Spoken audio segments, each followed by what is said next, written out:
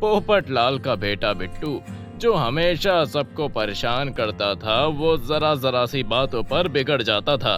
एक दिन उसने अजीब सी जिद पकड़ ली थी और गुस्सा होकर बैठ गया।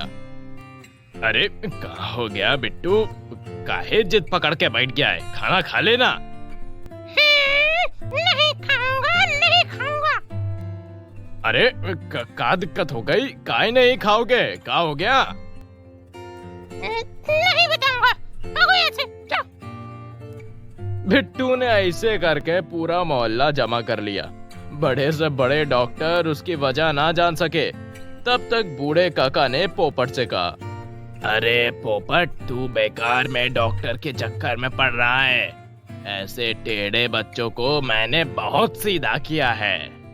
अरे भैया, तो आप ही इस नालायक बैल को समझाओ कि हम तो परेशान हो गए बहुत। बेटा बिट्टू, इधर आओ, क्या बात है, हमको बताओ। अच्छा, तुम कौन बहुत बड़े हिटलर हो जो हमको सीधा कर दोगे? अरे लेकिन हम तुम्हें वो दे सकते हैं जिसके लिए तुम इतने गुस्सा हो। हमको बताओ क्या चाहिए।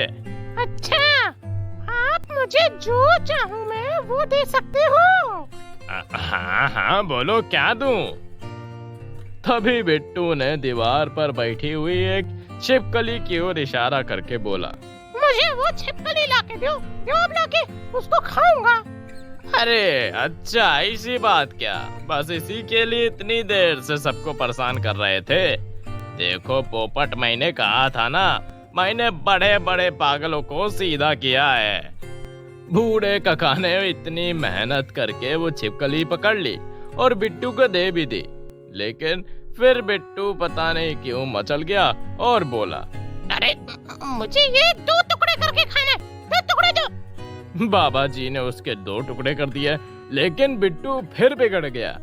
नहीं नहीं, मुझे ये फ्राई करके खाना है। बूढ़े बाबा की बिट्टू ने हालत खराब कर दी, लेकिन बूढ़े काका भी कहाँ हार मानने वाले। उन्होंने अपनी नाक बंद करके छिपकली को फ्राई कर दिया, लेकिन बिट्टू फिर से जमीन पर लोटने पोटने लगा। अरे अब क्या बात है, काहे नहीं खा रहे इसको? नहीं नहीं, ऐसे नहीं चलेगा, मुझे नमक डाल के खाना है।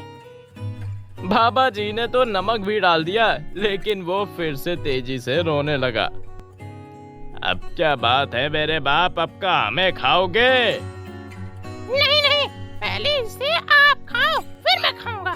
बूढ़े काका भी कमाल ही थे, अपनी हिम्मत नहीं तोड़ी उन्होंने। नाक आँख बंद करके वो एक हिस्सा खा गए और फिर बोले,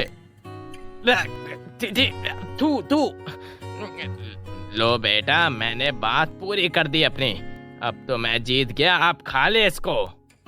लेकिन बिट्टू इस बार और तेजी से रोने लगा, अपने बाल नोचने लगा, अपने घर का सामान फेंकने लगा। बाबा जी ने हाथ जोड़कर कहा, अरे मेरे बाप, अब क्या चाहिए तेरे को? क्या करूं मैं? आपने मेरी वाली मछली खा ली जिसको मैं खाने की सोच रहा था। मुझे वही ला कर दो, वरना मैं चुप नहीं होऊंगा। अब तो बूढ़े काका खुद के बाल नोचने लगे और खुद को कोड़े मारने लगे, और तो और उल्टे पांव होकर भाग भी गए वहां से।